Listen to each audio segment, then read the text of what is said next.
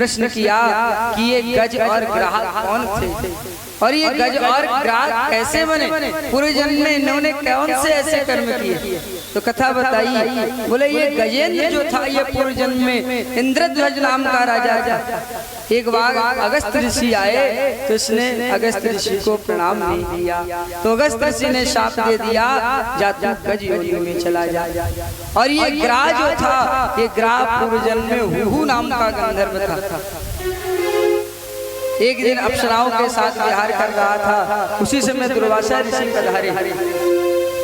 अप्सराओं ने दुर्वासा ऋषि को देखा तो वस्त्र पहन लिए, लेकिन ये जड़वत खड़ा रहा और ना ही महात्मा को प्रणाम किया। और दुर्वासा जैसा क्रोधी महात्मा, तो आज दुर्वासा ऋषि ने शाप दे दिया जा तू जलचर प्राणी हो जा। आज इसने दुर्वासा ऋषि के पांव पकड़ लिए, कहा प्रभु मुकुट हमारे कवन विधि होई, हमारी मुक्ति कैसे होगी।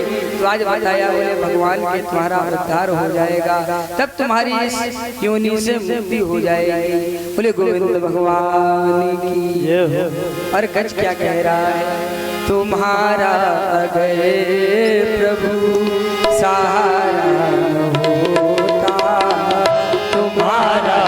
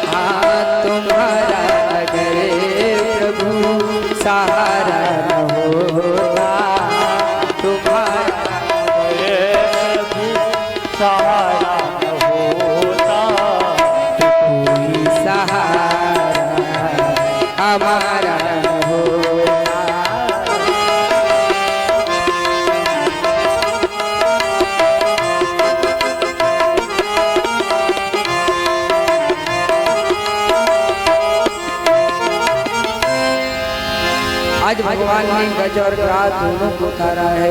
बोले हरि भगवान की।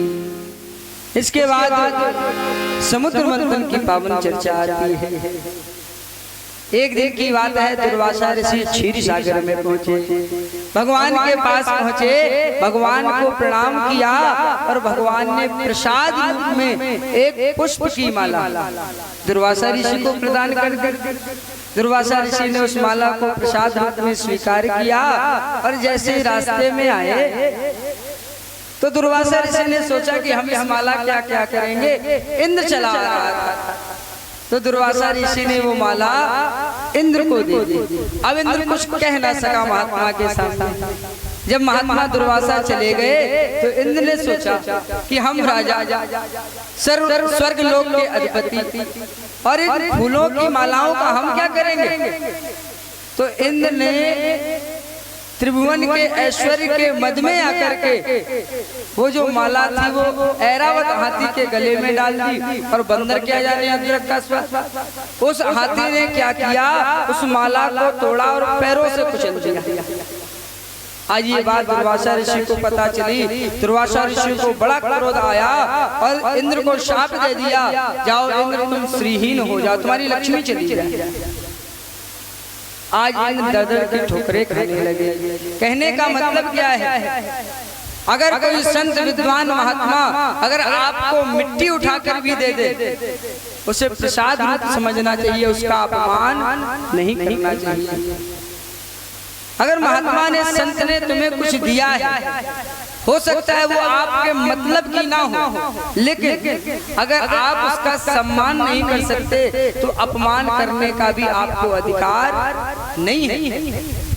इंद्र ने यही गलती की। और दूसरी बात, कभी भी प्रसाद में स्वाद की कल्पना नहीं करनी चाहिए। बहुत से लोग होते हैं, एक बार प्रसाद ले लिया, दो बार लेते हैं, 2 बार नहीं मन भरा 4 बार लेते हैं।